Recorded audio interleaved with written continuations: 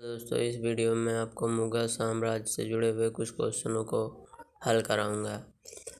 इस में पहला क्वेश्चन है, 1556 में ईस्वी में बाबर ने किस वंश के शासक को परास्त कर मुगल साम्राज्य की नींव डाली? तो इसमें है लोदी वंश। यानी बाबर ने लोदी वंश के शासक इब्राहिम लोदी को हराकर मुगल साम्राज्य की नींव डाली। 1526 ईस्वी में उसने पानीपत के मैदान में दिल्ली सल्तनत के अंतिम सुल्तान इब्राहिम लोदी को हराकर मुगल वंश की नींव रखी। उसने 1527 ईस्वी में खानवा, 1528 में चंदेरी और 1529 में आगरा जीतकर अपने सफल राज्यों को सफल बना दिया। 1530 ईस्वी में उसकी मृत्यु हो गई।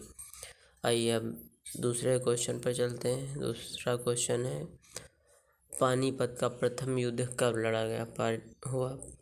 पानीपत का प्रथम युद्ध 21 अप्रैल 1526 को हुआ।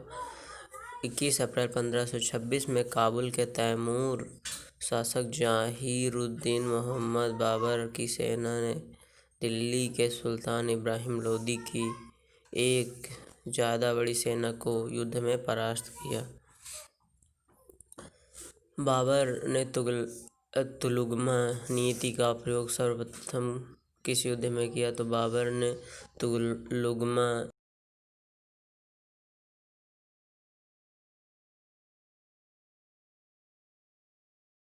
लोदी एवं बाबर के मध्य लड़ा गया। 12 अप्रैल 1526 ईस्वी में दोनों सेनाएं पानीपत के मैदान में आमने सामने हुईं, पर दोनों के मध्य युद्ध का आरंभ 21 अप्रैल को हुआ। ऐसा माना जाता है कि इस युद्ध का निर्णय दोपहर तक ही हो गया।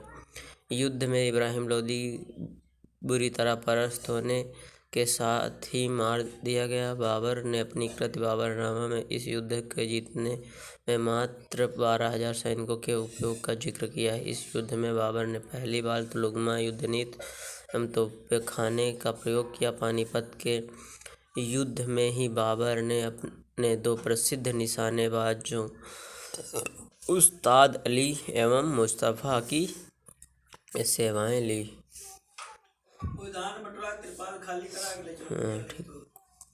किस युद्ध में जीतने के उपरांत बाबर ने खजाने का मुंह अमीरों, सगे संबंधियों आदि के लिए खोल दिया? इस उदारता के लिए उसे कलंदर की उपाधि धारण की। पानीपत के युद्ध के प्रथम युद्ध के बाद उसने कलंदर की उपाधि धारण की। क्वेश्चन नंबर 5 है, ग्रांड ट्रंक रोड किसने बनवाई थी? शेरशाह सूरी ने ग्रांड ट्रंक रोड बनवाई थी। यह मार्ग सदियों से इस्तेमाल होता रहा है, लेकिन 16वीं शताब्दी में दिल्ली के सुल्तान शेरशाह सूरी ने इसे पक्का करवाया। दूरी मापने के लिए जगह जगह पत्थर लगवाए, छायादार पेड़ लगवाए, राहगीरों के लिए सराएं बनवाई और चुंगी की व्यवस्था की। ग्रांड ट्रंक रोड कोलकाता से पेशावर, पाकिस्तान तक लंबी।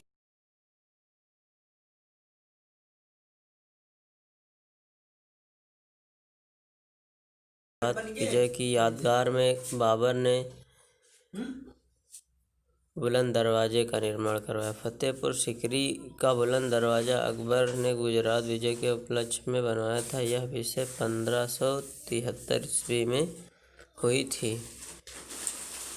आईने अकबरी एक महान ऐतिहासिक कृति निम्नलिखित में से किसके द्वारा लिखी गई?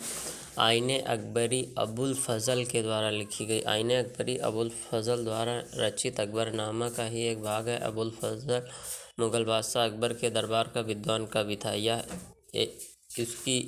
महान कृति भारत के परिचय के लिए महत्वपूर्ण है। पानीपत की दूसरी लड़ाई निम्नलिखित में से किसके बीच हुई थी? तो पानीपत की दूसरी लड़ाई अकबर और हेमू के बीच में लड़ी गई।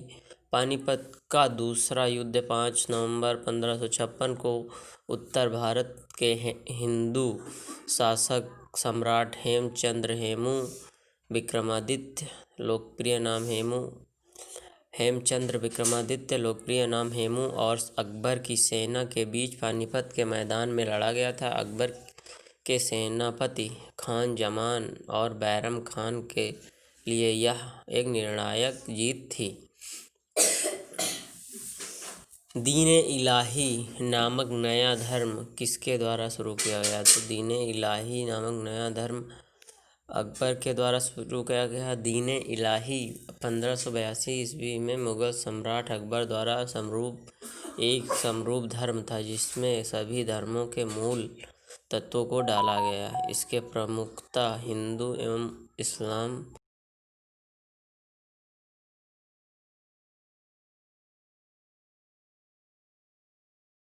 करार को अकबर को सौंपा निम्नलिखित में से किस राज्य से संबंधित थी?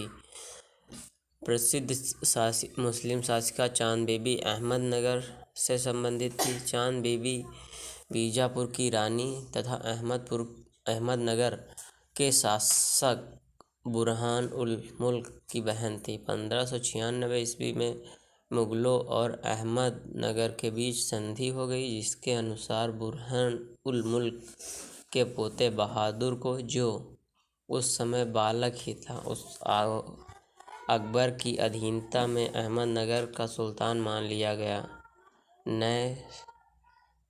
नए शिशु सुल्तान ने बरार मुगल साम्राज्य को अर्पित किया। आइए अब लेवल 2 के क्वेश्चन में चलते हैं। मुगल प्रशासन व्यवस्था में मनसबदारी प्रणाली को किसने आरंभ किया? तो मुगल शासन व्यवस्था में मनसबदारी प्रणाली को अकबर ने प्रारंभ किया। मनसबदारी प्रणाली मुगल काल में प्रचलित एक प्रशासनिक प्रणाली थी जिसे अकबर ने आरंभ किया था। मनसब मूलतः अरबी शब्द है जिसका अर्थ पद या रैंक है। मनसब शब्द शासकीय अधिकारियों तथा सेनापतियों पर निर्धारित करता था। क्वेश्चन नंबर 2 है, अपने काल का महान संगीतज्ञ तानसेन किसके दरबार में रहता था? तानसेन अकबर के दरबार में रहता था। तानसेन या रामतन पांडे हिंदुस्तानी शास्त्रीय संगीत के एक महान ज्ञाता थे। उन्हें सम्राट अकबर ने नवरत्न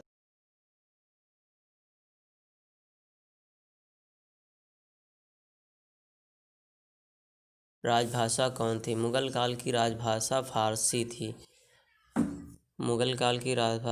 फारसी थी। फिर सती प्रथा का भर्त्सन करने वाला मुगल सम्राट अकबर था।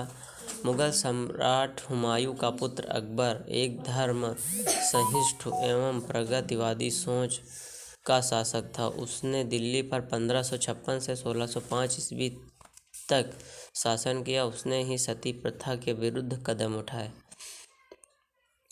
किस युद्ध में भारत ने मुगल राज्य की नींव पड़ी? पानीपत के प्रथम युद्ध में भारत में मुगल राज्य की नींव पड़ी। 21 अप्रैल 1556 में काबुल के तैमूर शासक जहीर-उद्दीन मोहम्मद बाबर की सेना ने दिल्ली के सुल्तान इब्राहिम लोदी की एक ज़्यादा बड़ी सेना को युद्ध में परास्त किया था। मुगल चित्रकारी किसके शासनकाल में पराकाष्ठा या चरमोत्कर्ष पर थी? तो मुगल चित्रकारी जहांगीर के काल में चरमोत्कर्ष पर थी। मुगल चित्रकारी जहांगीर के शासनकाल में पराकाष्ठा या चरमोत्कर्ष प्राप्त किया। निम्नलिखित में से किसने अकबर की जीवन कथा लिखी?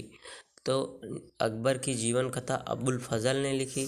अबुल फजल मुगल सम्राट अकबर के प्रधानमंत्री एवं उनके दरबार के 9 रत्नों में से एक थे।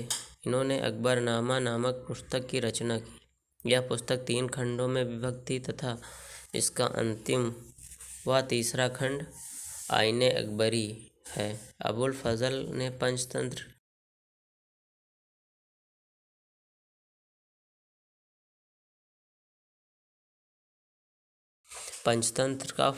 अबुल फजल ने पंचतंत्र का फारसी में अनुवाद अनवार-ए-सुहैली के नाम से किया।